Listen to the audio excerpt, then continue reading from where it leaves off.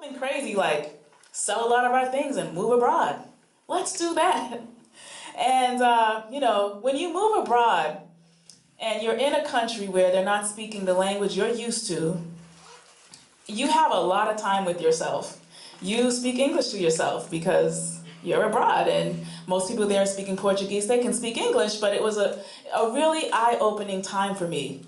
And, I thought to myself, wow, I have been living so average.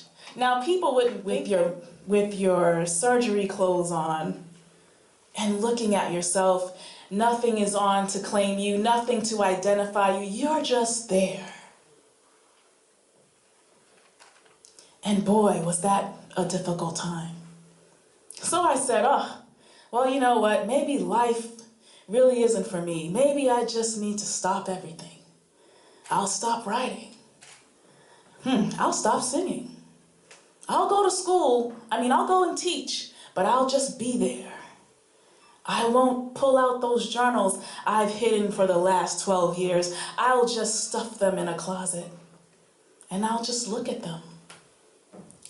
And that's pretty much what I did.